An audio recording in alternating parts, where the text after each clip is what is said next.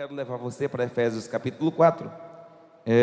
Em Efésios capítulo 4, dos versículos 11 em diante, eu vou pedir para projetar aqui para mim na NVI, e eu vou acompanhar com você. Ele mesmo designou uns para apóstolos, e outros para profetas, e outros para evangelistas, e outros para pastores e mestres, com o fim de preparar os santos para a obra do ministério, para que o corpo de Cristo seja edificado, até que todos alcancemos a unidade da fé e do conhecimento do Filho de Deus, e cheguemos à maturidade, atingindo a medida da plenitude de Cristo. O que é que Deus espera? Que a gente conheça Cristo, que a gente se desenvolva em Cristo, e que a gente amadureça em Cristo, ao ponto de chegar à maturidade completa, ou seja, à plenitude da medida de Cristo. Então quero fazer uma pergunta para você nesta noite. Quando você se reunir com seus familiares à noite, quando você se reunir com os seus amigos, se tiver alguém doente lá, se tiver alguém passando mal lá, se tiver alguém oprimido lá, qual vai ser a sua atitude? Porque muitas vezes, irmãos, as pessoas se reúnem apenas para comer, se reúnem apenas para beber, se reúnem apenas para festejar, mas não trazem consigo a maturidade de Cristo dentro do coração para enfrentar os demônios. E às vezes nas festas de comilância, né? De bebedeira e de um monte de coisa, o que mais tem são ataques demoníacos, são opressão. E eu estou falando em festa às vezes de crente, e eu vou dar um testemunho aqui para você. Ontem nós fizemos um momento com Deus, reunido em família, e enquanto estavam meditando no texto e liberando a palavra para os irmãos, eu convoquei os irmãos para abrir mão da mentalidade de apenas se reunir para comer, de apenas se reunir para beber, mas que nessa reunião houvesse oração, houvesse libertação, houvesse cura, houvesse milagres, houvesse apoio àquele que está sofrendo, houvesse abraço para aquele que está precisando de abraço, houvesse um verdadeiro comprometimento de comunicar Cristo. Irmãos, e para a glória de Deus, nós oramos por todas as pessoas que estavam ali, e no meio daquela reunião de oração, a glória de Deus veio. E uma das pessoas que estava ali diz assim, ela está grávida, ela diz, eu sinto que eu estou ficando com a crise de, vou dar uma infecção urinária, parece que eu estou com infecção urinária. E nós oramos por ela, e daqui a pouco ela foi no banheiro, ela expeliu uma pedra. Na reunião de oração, nós precisamos trazer Cristo para este lugar. Então o marido dela veio de lá e diz, olha o que aconteceu, acabamos de orar, e a minha esposa colocou a pedra para fora. Irmãos, nós precisamos romper com essa mentalidade de apenas se reunir para comer, e temos que reunir também para derramar a glória de Cristo nas vidas, nas mentes, nos corações, porque o que o mundo faz aí fora não tem nada a ver com Cristo. E nós precisamos reunir para celebrar ao Senhor. Eu estou testemunhando a você algo que aconteceu ontem. Na minha família está aqui, e ontem Deus fez isso no nosso meio, e Deus vai fazer isso também no seu meio. Deus também vai fazer isso na reunião que você vai fazer lá na sua casa. Então quando fizer reunião, por favor, leve Cristo para os corações, e Cristo veio com poder. Interessante que o texto de Isaías diz, ele será maravilhoso conselheiro, Deus forte. Irmãos, essa palavra pegou o meu coração. É Deus forte, é Deus que vai romper as cadeias, que vai quebrar os grilhões, expulsar os demônios. Se tiver alguém enfermo, será curado. Se tiver alguém triste, Deus vai mudar essa tristeza do coração. Deus vai liberar a bênção dele nesse relacionamento. Não pode ser apenas uma reunião para confraternização, sem que o convidado principal, que é Cristo, esteja ali operando e curando. E onde nós nos reunirmos, irmãos, nós precisamos sempre expulsar os demônios. Onde nós nos reunimos, nós precisamos sempre curar os enfermos. Quando nós nos reunimos, nós mandamos as doenças embora, porque é uma promessa. É uma promessa daqueles que caminham na maturidade da plenitude de Cristo. E às vezes nós estamos esperando só chegar na hora do culto, só chegar na igreja ou só chegar no auditório. Não, irmãos, onde você reunir, lá você manda os demônios embora, manda os demônios embora da sua casa, da sua família, dos seus familiares. E nós precisamos fazer isso, porque muitas vezes, irmãos, nós estamos perto de pessoas, e só o fato da gente estar perto, a presença do inimigo já fica incomodada. Você pode ter certeza, se você estiver cheio de Deus, a presença sua ali naquele lugar faz com que o inimigo fique incomodado. Eu estava perto de uma pessoa muito querida, e eu estava com ela, e de repente ela começou a dizer assim para mim: tem uma coisa estranha na minha perna, alguma coisa está mordendo a minha perna. Não tinha nada mordendo a perna dela, não tinha formiga mordendo a perna dela, não tinha aranha mordendo a perna dela. Ela diz: está como se estivesse formigando na minha perna. E imediatamente eu percebi: é demônio. Então coloquei a mão sobre a cabeça dela e expulsei. Eu disse: demônio, saia desta vida. E o demônio saiu. Irmãos, nós estamos às vezes perto de pessoas, mas a maturidade de Cristo não está operando em nós, a plenitude de Cristo não está operando em nós, o poder de Cristo não está operando em nós. Por quê? Porque nós estamos meio que cegos, meio que sem perceber qual é a nossa vocação e a nossa missão. Então essa é uma palavra apenas introdutória, para que quando você se reunir hoje, o poder de Deus precisa acontecer lá, a graça de Deus precisa acontecer lá. Tem pessoas lá para serem salvas, e elas não podem ser salvas se elas não experimentar o poder de Deus.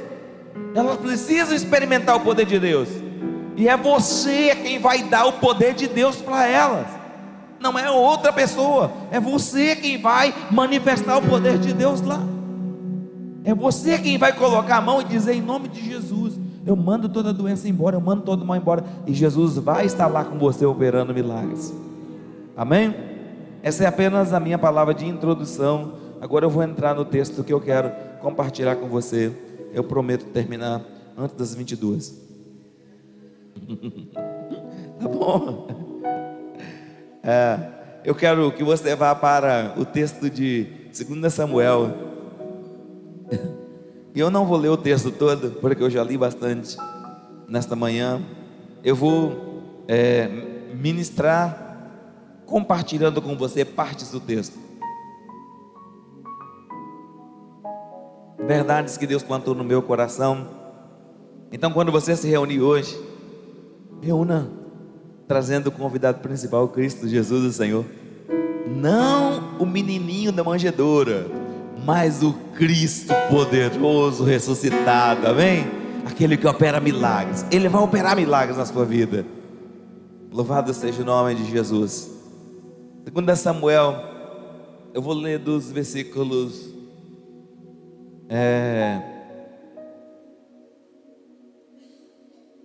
primeiro em diante. Eu vou ler até o versículo 5, ok? 2 Samuel 5. Eu quero falar sobre missão e propósito, amém? Missão e propósito.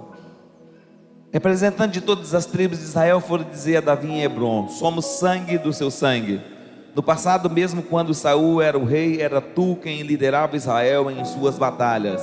E o Senhor te disse: você pastoreará Israel, meu povo, e será o seu governante. Então todas as autoridades de Israel foram ao encontro do rei Davi em Hebrom, e o rei fez um acordo com eles em Hebrom perante o Senhor, e eles ungiram Davi rei de Israel. Davi tinha 30 anos de idade quando começou a reinar. Reinou durante 40 anos.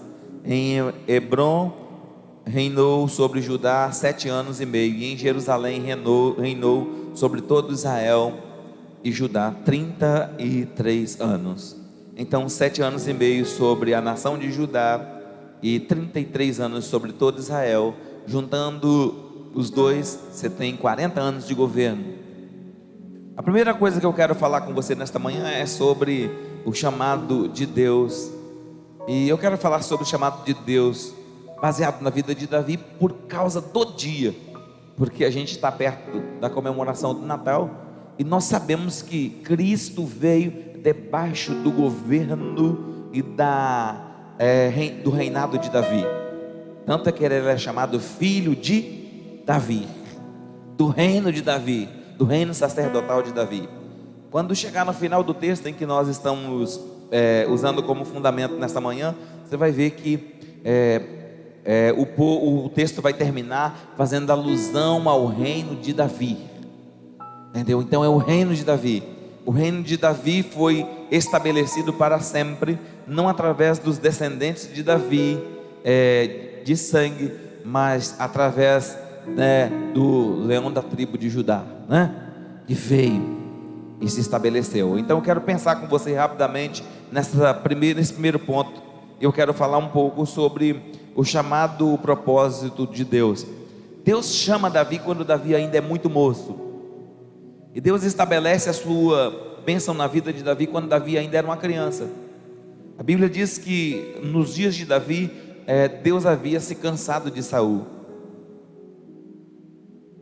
não da pessoa de Saul, mas da maneira como Saul estava conduzindo a nação.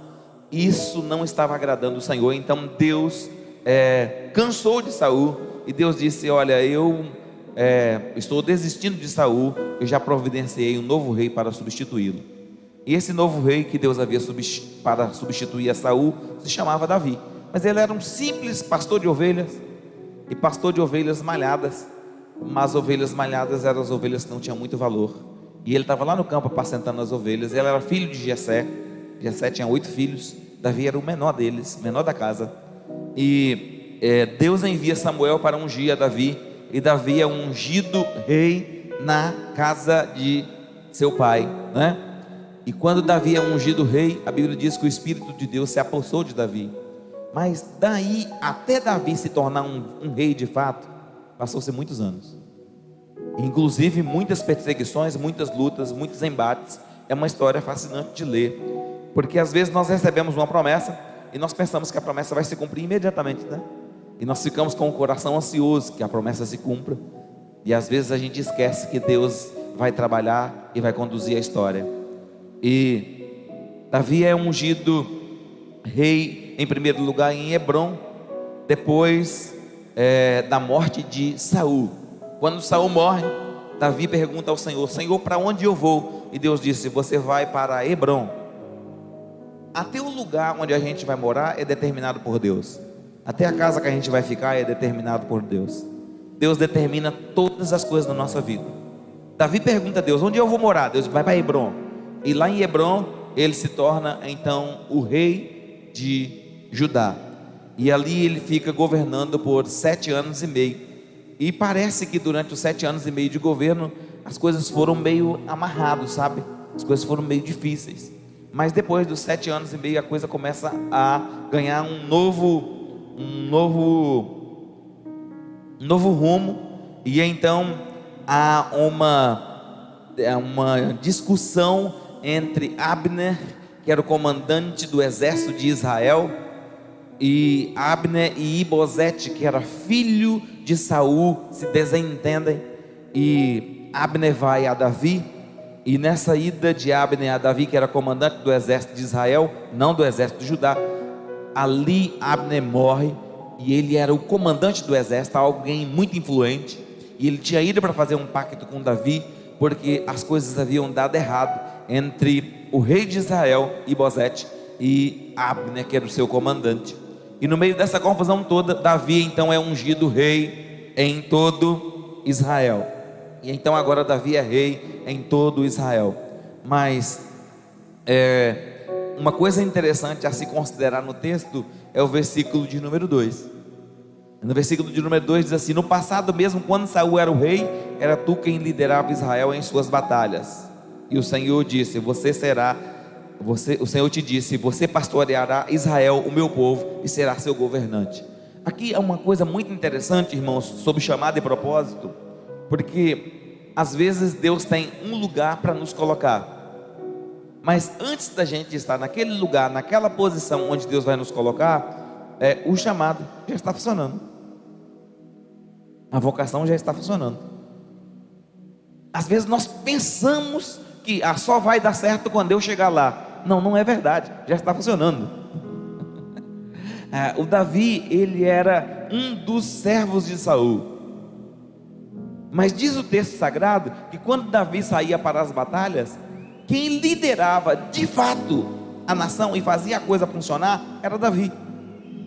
Só que o crédito não vinha para Davi, o crédito vinha para Saul, porque Saul era o rei. Mas quem estava liderando de fato era Davi. O texto diz isso. Quando Deus tem um propósito, um chamado, uma vocação, e Deus quer te levar a um lugar, não se preocupe se você já está naquela posição onde Deus quer te colocar. Apenas desenvolva seu talento, sua habilidade e seu trabalho, e faça o melhor do seu trabalho, porque a promoção não é a gente que controla, a promoção é Deus quem controla. Se você fizer o seu trabalho e der o melhor de você, Deus vai te colocar onde Ele tem que te colocar. Ele vai te colocar onde tem que colocar. Agora, muitas pessoas ficam assim, preocupadas, buscando o reconhecimento. Não, eu quero ser reconhecido. Não, eu preciso ser reconhecido.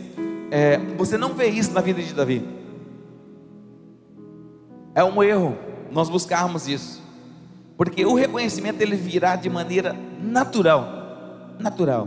Mesmo que Saul tinha problemas emocionais, crises terríveis. Se você quiser estudar sobre uma pessoa doente, estude Saul. Estude Saul para você não ser o que ele fez, não fazer o que ele fez, entendeu? E ele era alguém muito doente, alguém com alto nível de inveja, alto nível de ciúme, alto nível de contenda, alguém que chegou ao ponto de ser excessivamente maligno. E nós temos que estudar o personagem Saul para dizer: Deus, que o Senhor me guarde de tanto ciúme, de tanta inveja, de tanto orgulho, de tanta vaidade. O Senhor me guarde dessas coisas. O padrão a ser seguido aqui é o padrão de Davi, aquele que vai à guerra, conquista a guerra e dá toda a glória ao Senhor dos exércitos. O padrão a ser seguido é o de Davi. Quando você estuda 1 Reis e 2 Reis, ou 1 Samuel e 2 Samuel, você tem dois panos de fundo. Você tem um rei que está em decadência e você tem um rei que está em ascensão. Você vê o reinado de Saul em decadência e você vê o reinado de Davi brotando. Só que ainda não tinha acontecido, mas estava ali. Ele estava no cenário, ele estava lá. Se você olhar nas entrelinhas, era ele que estava fazendo a obra de Deus. O mérito ia todo para Saul, mas Davi era o grande líder da nação. Por isso, irmãos, eu servi ao Senhor muitos anos no ministério sem se preocupar com a unção. Quando a unção chegou na minha vida, eu já estava no ministério há anos. Quando a unção veio, quando o reconhecimento veio, eu já estava há quase uns 20 anos fazendo a obra. Não tinha nenhum problema. Não há nenhum problema. Na verdade, eu até aprendi bastante com isso. É até mais fácil, porque você faz a obra e você não carrega o peso da responsabilidade de liderar. Tem alguém liderando, tem alguém assumindo a responsabilidade, tem alguém encarando e você só trabalhando. É muito mais fácil. É muito mais fácil. Fazer as duas coisas, liderar e trabalhar ao mesmo tempo, é complicado, não é fácil, porque a responsabilidade pesa. Mas quando eu estava trabalhando na obra do Senhor, as coisas funcionavam de maneira muito fácil para mim, muito fácil. E eu lembro hoje, ainda hoje, e fico pensando: meu Deus, como era tão bom, né? Porque não tinha o peso da responsabilidade de liderar. Então era fácil trabalhar. Então quem não trabalha na obra de Deus é porque não quer. É porque não quer. Porque na verdade é um privilégio trabalhar na obra de Deus. Então aquilo que Deus te colocar para fazer, faça, porque o seu propósito e a sua missão está em construção. O propósito e a missão de Davi está em construção. Ele não era ungido rei, mas já estava trabalhando, já estava fazendo a obra de Deus, já estava guerreando em favor do Senhor. Agora é interessante que quando Davi é ungido rei, Davi é ungido rei, aí começa a surgir os problemas. Do versículo 6 em diante, e eu vou com você agora do versículo 6 até o versículo 9. O rei e seus soldados marcharam para Jerusalém para atacar os jebuseus que viviam lá. E os jebuseus disseram a Davi: você não entrará aqui. Até os cegos e os aleijados podem defender de você. Eles achavam que Davi não conseguia entrar, mas Davi conquistou a fortaleza de Sião e veio a ser a cidade de Davi. Naquele dia, disse Davi: quem quiser vencer os jebuseus terá que utilizar a passagem da água para chegar àqueles cegos e aleijados inimigos de Davi. E é por isso que dizem: os cegos e aleijados não entrarão no palácio. Aqui nós temos uma coisa interessante quando a gente estuda propósito e missão, quando a gente estuda a nossa vocação. Nós percebemos nitidamente onde Satanás mira sua arma para nos paralisar. Davi é ungido rei, o reino está em suas mãos. Agora não apenas o reino de Judá, mas todo Israel. Então, como ele é rei agora de todas as 12 tribos, de todo Israel, de todo o território de Israel, então as coisas começam a complicar. E o inimigo faz um ataque a Davi. Olha como é que o ataque vem. Quando Davi quer conquistar Jerusalém, porque qualquer pessoa que teme a Deus precisa amar Jerusalém. Jerusalém é a cidade do grande rei, e Davi precisava conquistar Jerusalém. Na verdade, isso estava na meta do coração de Davi desde muito cedo. Se você pesquisar um pouco na história, você vai descobrir que quando Davi matou Golias, Davi pegou a espada de Golias, e Davi pegou como troféu a cabeça de Golias. E para onde Davi levou a cabeça de Golias? Ele saiu lá do campo de batalha e ele levou a cabeça de Golias até Jerusalém. Ele estava dizendo: é o meu território a ser conquistado. Então estava no coração dele a conquista de Jerusalém, há anos. Ele já sonhava com a conquista de Jerusalém. Agora ele é rei de todo Israel. E agora quem está governando? Os jebuseus. Ele tem que expulsar os jebuseus de lá. Quando ele vai para atacar os jebuseus, o que os jebuseus dizem? Nem os cegos, nem os aleijados conseguem entrar aqui. Estava dizendo para ele o quê? Estava atacando ele onde? Estava atacando Davi na sua identidade. O que eles queriam com isso? Menosprezar Davi, humilhar Davi, rebaixar Davi, colocar Davi como um nada. E essa é uma estratégia das trevas. As trevas sempre trabalham assim, para te humilhar, para te paralisar, para te inutilizar, para dizer que você não pode, para dizer que você não consegue, para dizer que você não vai dar certo, para dizer que você não vai chegar lá. Faz a mesma coisa. Aí chamam de cego, chamam de manco, chamam de um monte de coisa, chamam você de tudo que é pejorativo, a fim de quê? Paralisar o sonho. Davi, ele usa as palavras do inimigo e diz: quem é que vai derrotar aqueles cegos? Porque Davi tinha visão, ele sabia onde ele queria chegar. E Davi diz: na verdade quem são cegos são eles. E você descobre do texto que Davi descobre como entrar lá. Davi descobre como entrar lá. Era uma fortaleza. E o próprio Davi diz: tem um lugar para entrar. Eu não sou cego, eu tenho a visão, e eu já sei qual é o lugar por onde eu vou passar. E ele reúne os seus homens, e ele fala para os seus homens. Ele diz: olha, quem quiser entrar na fortaleza vai ter que mergulhar nas águas e passar por dentro do riacho das águas lá, e vai entrar na fortaleza e vai destruir a fortaleza. Ele não aceitou a ideia de que você é cego, você não tem visão, você é um aleijado, você não entra aqui. Ele diz: eu vou entrar, eu tenho visão, eu sei por onde eu vou passar. Propósito e missão tem a ver com isso, de enxergar na negatividade plantada em seu sistema uma oportunidade para gestar a crise e vencer ela dentro de você. A pergunta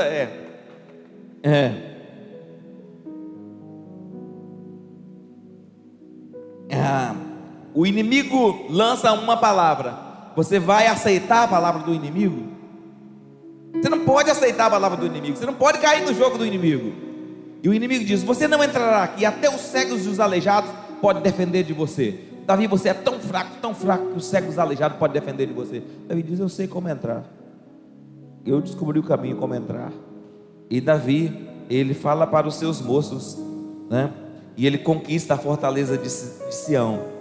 E ao conquistar aquela fortaleza, é interessante que Davi vai trabalhar um outro ponto. Eu quero trabalhar um próximo passo com você. Quando você trabalha a sua identidade, quando você fortalece a sua identidade naquilo para o qual Deus te chamou, você precisa quase que diariamente fazer reforços. Dá uma olhada que Davi já conquistou a fortaleza, entrou lá, expulsou o inimigo e mandou o inimigo embora. Mas parou por aí? Não parou. Vai para o versículo 10. No versículo 10. E ele se tornou cada vez mais. Ele se tornou cada vez mais. Cada vez mais. Cada vez mais. Cada vez mais. Cada vez mais. Vire para o irmão que está do seu lado e diga para ele: Deus quer que você se torne cada vez mais poderoso. Fale para ele com autoridade: Deus quer que você se torne cada vez mais poderoso. Pastor, ele já tinha conquistado a fortaleza. Mas irmãos, há um senso de pobreza e de dificuldade na nossa mente, que nós achamos que ser poderoso é coisa ruim.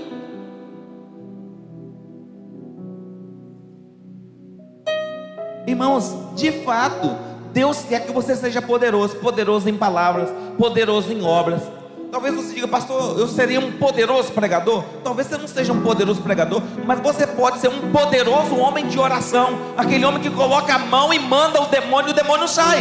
Aquele homem que coloca a mão e a doença sai. Você precisa se tornar cada vez mais poderoso em Deus. Existem muitas áreas onde você pode se tornar poderoso em Deus.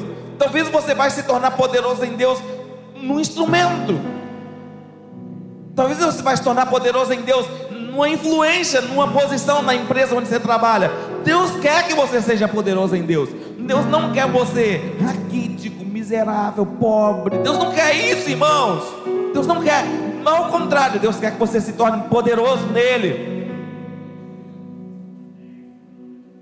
Mas o inimigo vem: você é cego, você é manco, você é coxo, você é isso, você é aquilo. Argumento das trevas: não aceite. Aceite que você vai conquistar os lugares inconquistáveis, e além de tudo vai se fortalecer mais. Irmãos, aqui é um ponto interessante para a gente pensar, porque muitas vezes nós conquistamos uma posição e nós ficamos confortáveis naquela posição, e nós cruzamos os braços e falamos: aqui está tão bom, aqui está tão tranquilo. Irmão, em nome de Jesus, essa não é uma mentalidade de guerreiro. Não é, irmãos, mentalidade de guerreiro. A mentalidade do guerreiro é: conquistei a fortaleza, conquistei o inconquistável, mas eu preciso fortalecer a fortaleza.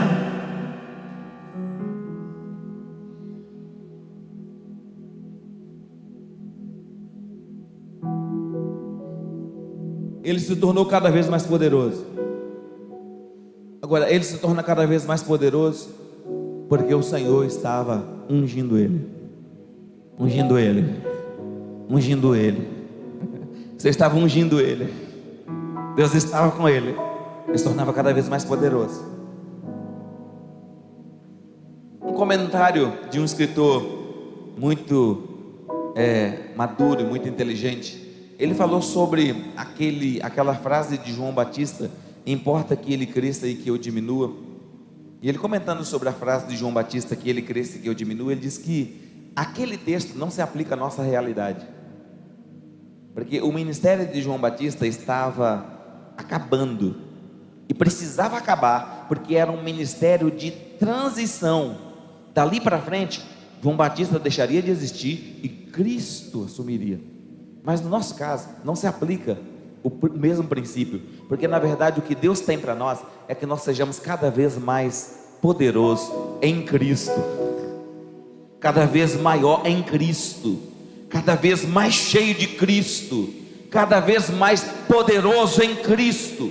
A glória não é nossa, a glória é sempre de Cristo, a honra é sempre de Cristo. Mas é necessário que você seja forte, é necessário que você seja poderoso, e é necessário que você faça reparos, melhoras. Nada é tão bom, irmãos, que não possa melhorar. Seus estudos estão bons, mas pode dar uma melhorada, não é verdade? Você está bom lá na academia, mas pode dar uma melhorada, não é verdade? Você já é um guerreiro de oração, mas ainda pode melhorar esse tempo de oração que você passa. Você é bom de jejum, mas ainda pode melhorar esse tempo de jejum. Você é bom de leitura bíblica e de conhecimento, mas pode melhorar também nessa área. Ah, pastor, eu sou uma pessoa boa, mas ainda pode melhorar. Ainda há espaço para melhorar, ainda há espaço para crescer. O crescimento é necessário. Nós nunca podemos parar de crescer. O dia que você para de crescer, você começa a decrescer. No reino de Deus não existe essa história de... Às vezes as pessoas vêm para mim, elas se afastam do caminho do Senhor e vêm para mim: pastor, não há nada de errado comigo, eu só parei de ir à igreja. Irmão, ou você está caminhando assim, porque se você só parar e ficar no automático, você vai fazer assim, é certo. Mais lenha na fogueira aí, em nome de Jesus. Mais azeite na botija, em nome de Jesus. Mais lenha na fogueira, mais azeite na botija, para a chama acender, para o fogo pegar. Porque não existe essa história de andar no piloto automático. Por isso é que nós precisamos construir hábitos. Porque se você não constrói hábitos, a coisa não funciona. Quando você constrói hábitos, o hábito, o seu hábito é um hábito de almoçar às 12 horas. Quando for 11h30, 11 horas, o organismo começa a dar sinal. Dizer, está quase na hora do almoço. Está quase na hora do almoço. Aí quando chega na hora do almoço, a fome aparece. E você constrói o hábito da oração, e você tem a oração como hábito, foi um hábito construído. Aquele dia que você não ora, seu próprio sistema diz: está faltando alguma coisa. E o sistema começa a gritar. E o sistema vai gritando, vai gritando, vai gritando dentro de você: está faltando alguma coisa. Ontem eu passei por essa experiência. Era por volta das 18 horas, penumbra da tarde, hora de batalha espiritual. E o meu sistema estava pedindo oração, oração, oração. O meu sistema estava dizendo para mim: olha, você precisa orar, você precisa orar. Então eu levantei e fui orar. O sistema cobra. Você tem que criar o hábito. Você tem que criar o hábito. Se você não criar o hábito, vai dar ruim. A gente não ora porque a gente é bom. A gente ora porque o hábito está no sistema, foi construído. Agora, para construir, a gente tem que cavar na rocha. Primeiro tem que enfrentar o velho homem, enfrentar a velha natureza. Agora, Davi tem uma fortaleza. Ele poderia estar tranquilo, tem uma fortaleza, já derrotei os inimigos. Não, a Bíblia diz que ele fortalece a fortaleza. Ele melhora a fortaleza. Você precisa fazer investimentos diretos, constantes, nas suas emoções. Eu estou voltando ao tema da emoção, porque é exatamente do tema da emoção que o diabo ataca Davi. Não é isso? E a nós também. E se você for olhar em Mateus capítulo 4, na vida de Jesus, você vai ver que Satanás ataca diretamente na emoção de Jesus. Ele disse: tu és o Filho de Deus, manda que essas pedras transformem em pão. Ele ataca sempre nessa área. Por que ele ataca aí? Porque aí é onde ele ganha a batalha. A maioria das batalhas que os crentes perdem está ligada à área emocional. A maioria, quase que absoluta. A maioria. É aí que ele nos paralisa. Aí Davi, então, ele vai avançar. E eu quero caminhar um pouco mais com você, para aprender um pouco mais sobre o que a gente precisa desenvolver dentro do nosso chamado e vocação. Versículo 12. Um minuto só, vou voltar um pouquinho antes.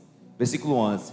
Pouco tempo depois, Hirão, rei de Tiro, enviou a Davi uma delegação que trouxe toras de cedro e também carpinteiros e pedreiros que construíram um palácio para Davi. Versículo 12. Então Davi teve certeza de que o Senhor confirmara como rei de Israel e que o seu reino estava prosperando por amor de Israel, o seu povo. Aqui há um ponto interessante sobre propósito e missão e nós precisamos avaliar eles. São marcas que confirmam que nós estamos na direção certa. Agora, há uma coisa interessante. Davi recebe o favor de um rei para construir o seu palácio, para construir mais condições boas para ele. O rei de Tiro, chamado Hirão, enviou a Davi uma delegação que trouxe para ele tudo que precisava, e Davi recebeu aquilo não apenas como um presente, mas ele recebeu aquilo como um sinal de que Deus estava confirmando ele. Agora é interessante como o texto termina, porque o texto termina assim: que Davi estava sendo abençoado pelo Senhor, porque Deus queria que o reino prosperasse por amor ao povo. Por amor ao povo. Interessante que nós poderíamos pensar que seria por amor a Davi, não é verdade? Mas o texto termina e diz que é por amor ao reino de Israel, por amor ao povo de Israel. Aqui é uma chave interessante, irmãos, de sabedoria em propósito e missão. Tudo que Deus vai fazer e vai abençoar você é por amor ao povo dele. Tudo que virá a você, tudo que vier às suas mãos, todo favor que vier às suas mãos, todo recurso que vier às suas mãos, toda porta que for aberta, é por amor ao povo do Senhor.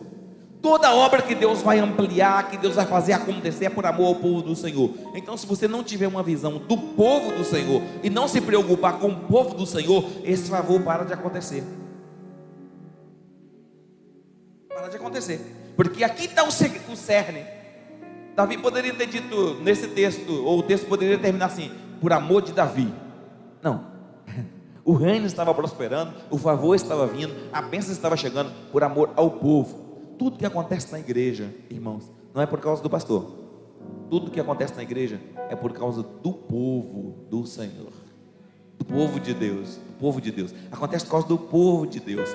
Não é porque ele toca, não é porque eu prego, não é porque você canta, não é porque você... é por causa do povo do Senhor. Deus está comprometido com o povo dele. Ele zela pela igreja dele, ele guarda a igreja dele, ele protege a igreja dele, ele abençoa a igreja dele, ele faz com que um culto inteiro dê certo por causa de uma única pessoa, porque ele ama o povo dele. É por causa do povo dele. Ontem, quando nós fizemos aquela oração, estava muita gente orando, e depois a irmã expeliu a pedra. Eu fiquei assim na minha cabeça perguntando: qual foi a oração que foi respondida? Porque estava todo mundo orando. Nós não sabemos qual foi a oração que foi respondida. A única coisa que nós sabemos é que tinha uma igreja orando, e Deus ouviu uma oração. Eu não sei qual foi, tinha um monte de gente orando. Irmãos, tudo que acontece na igreja é por causa do povo do Senhor. Deus ama seu povo.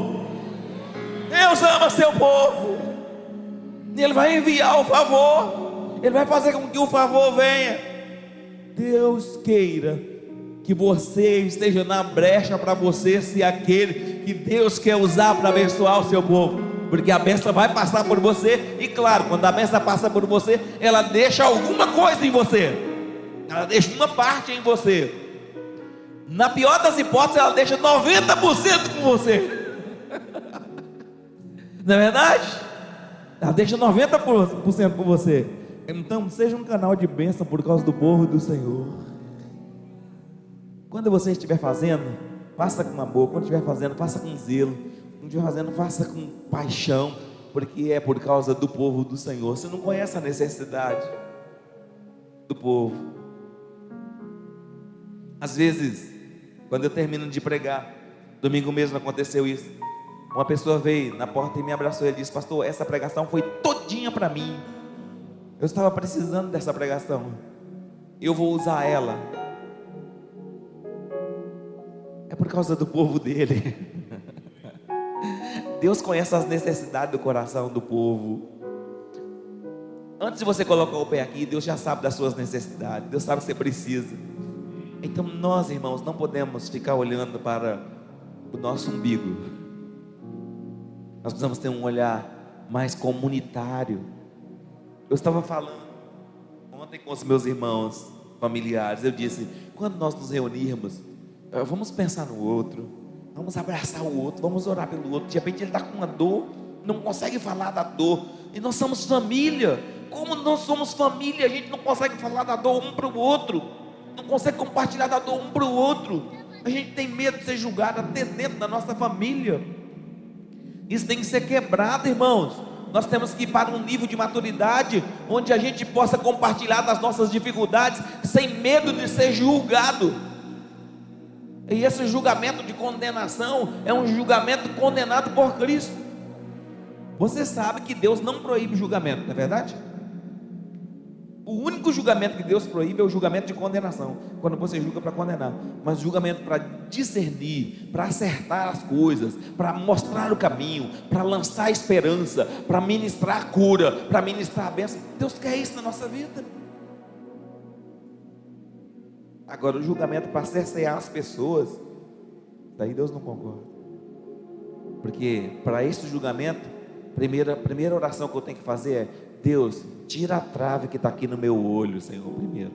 Tira a trave, Senhor, que está no meu olho. De repente tem alguma trave aqui no meu olho, impedindo de ver os meus erros, e eu estou olhando para o erro do próximo. E nós precisamos crescer como igreja do Senhor. Tudo que acontece na igreja é por causa do povo do Senhor. Agora é interessante, eu estou indo já para a parte final, e do versículo 17 aos versículos 21, acontece mais uma batalha. E souberam que Davi tinha sido ungido rei de Israel. O inimigo não gosta de unção. Onde tem unção, ele vai atacar por causa da unção. A unção incomoda o inimigo. Ele não gosta de crente ungido. Ele gosta de crente que não tem unção, crente comum. Agora crente ungido provoca o inimigo. Quando o crente ungido chega, o inimigo arma logo uma guerra.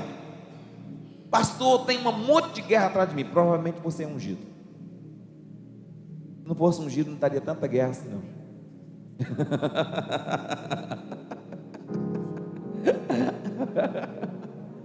É ungido? Aí não tem guerra.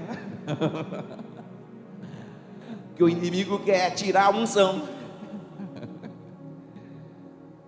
Olha o que o texto coloca: souberam que Davi tinha sido ungido rei de Israel. Os filisteus foram com todo o exército prendê-lo, mas Davi soube disso e foi para a fortaleza.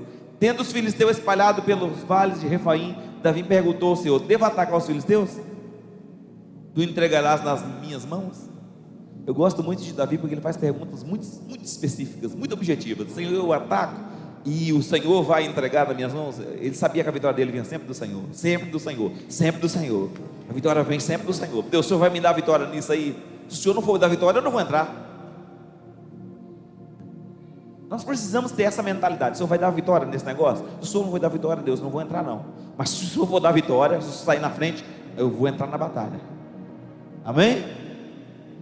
Devo atacar os filisteus? Tu entregarás nas minhas mãos? O Senhor respondeu: vá, eu entregarei nas tuas mãos. Então Davi foi a Baal-Perazim e ali os derrotou. E disse: assim como as águas de uma montanha causaram destruição pelas minhas mãos, o Senhor destruiu os meus inimigos diante de mim. Então aquele lugar passou a chamar Baal-Perazim. E como os filisteus haviam abandonado seus ídolos ali, Davi e seus soldados os apanharam. Eu quero pensar com você rapidamente nesse ponto. Agora os inimigos atacam a Davi, mas os inimigos não atacam a Davi apenas com armas. O inimigo leva também seus deuses, seus ídolos. Toda batalha é uma batalha espiritual. Toda batalha é uma batalha espiritual. Aí Davi pede ao Senhor: Senhor, só me dará a vitória? Deus diz: eu darei vitória a você. Davi vence os inimigos e ali ficam os deuses. E Davi apanha os deuses, e Davi destrói os deuses, queima os deuses estranhos. Davi purifica a terra. Toda terra conquistada tem que ser purificada. Toda terra purificada tem que ser agora consagrada ao Senhor. Davi tira de lá os deuses estranhos. Sabe qual é o nosso problema? O nosso problema é que nós não olhamos para a idolatria como um problema. Nós achamos que a idolatria não tem problema nenhum. E as pessoas estão cheias de deuses, cheias de coisas estranhas. E nós olhamos isso com naturalidade, porque a gente não quer parecer radical. E aí a gente abre brecha. Davi não tinha isso com ele. Ele derrota os inimigos e destrói os deuses do inimigo. O que o inimigo queria? Talvez Davi fosse alguém sem inteligência espiritual e deixasse os deuses lá. Portanto, aquela terra ficaria contaminada. Davi destrói, apanha e destrói tudo, completamente tudo. Eu preciso que você entenda isso, que o inimigo virá e o inimigo vai fazer de tudo para coisas estranhas entrar na sua casa, vai fazer de tudo para coisas entrar em sua vida, porque ele quer deixar coisas estranhas na nossa vida para facilitar portais para ele entrar de novo, e nós não podemos deixar. Mas aí talvez você esteja se perguntando: pastor, e aí? O que aconteceu? Versículo 22: mais uma vez os filisteus marcharam e espalharam pelo vale de Refaim. Então Davi consultou ao Senhor de novo. Eu estava lendo isso aqui e falei: mas de novo, Senhor, de novo. O inimigo veio de novo. Você já observou que na nossa vida é do mesmo jeito? Você vence uma batalha, aí vem uma batalha de novo. Você vence uma batalha, vem uma batalha de novo. Você vence uma batalha, vem uma batalha de novo. E sempre está vindo batalha, sempre está vindo batalha. Enquanto nós estivermos nessa dimensão, enquanto estivermos aqui, não vai cessar a batalha. O inimigo vai tentar voltar de novo. O inimigo vai tentar voltar de novo. O inimigo vai tentar voltar de novo. Pastor, o que eu faço? Constrói a fortaleza e fortalece a fortaleza. Constrói a fortaleza, fortalece a fortaleza. Constrói a fortaleza, fortalece a fortaleza. Porque é sempre assim. O inimigo vai tentar voltar de novo. Agora, interessante, Deus vai responder a Davi. Então Davi consultou o Senhor de novo, e ele respondeu: não ataque pela frente, mas dê a volta por trás deles e ataque de frente das amoreiras. Assim que você ouvir o som dos passos em cima das amoreiras, saia rapidamente, pois será esse o sinal de que o Senhor saiu à sua frente para ferir o exército filisteu. Davi fez como o Senhor lhe tinha ordenado e derrotou os filisteus por todo o caminho, desde Gibeon até Gezer. Até aqui, se coloque de pé. Nenhuma batalha é igual, aprenda isso. Nenhuma batalha é igual. Nenhuma luta é igual. Toda luta é diferente. Toda luta é diferente. Toda luta é diferente. Não pense assim: eu venci da outra vez, vou vencer de novo. Não pense assim. Se você pensar assim, é provável que você vai perder. Para cada batalha, às vezes a coisa é simples. Você fala: não, estou acostumado a resolver esse problema. Esse problema é simples. É nos problemas simples que a gente perde batalha, que a gente gasta muito tempo. O problema é simples, mas você precisa do Senhor na sua frente. Irmãos, ninguém tropeça no mestre Álvaro. Não dá para tropeçar no mestre Álvaro. A gente tropeça nas pequenas pedrinhas, pequenos problemas. É a gotinha do balde e faz o balde transbordar. É a gotinha. O balde já está cheio, mas está tudo bem. Mas aí vem uma gotinha a mais, o balde transborda.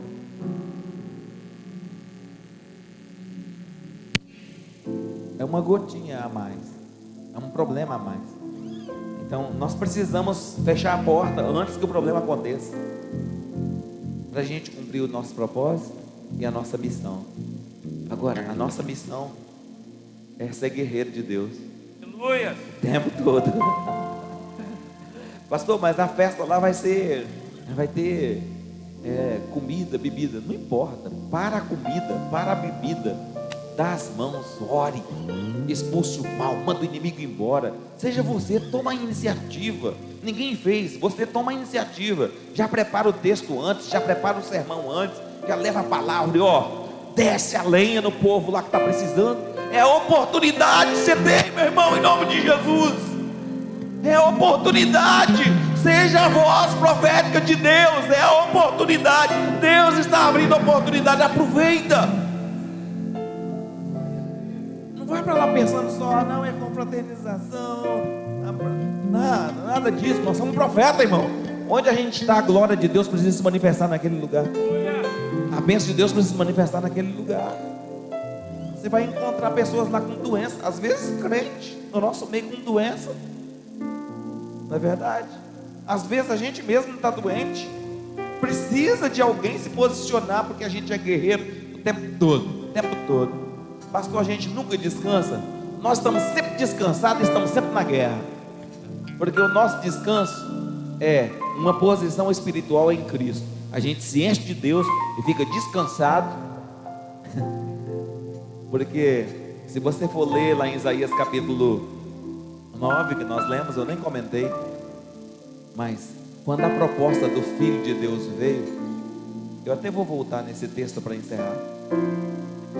Uma das propostas do Filho de Deus, eu gostei muito disso. Uma das propostas da vinda do Filho de Deus foi isso. Preste atenção.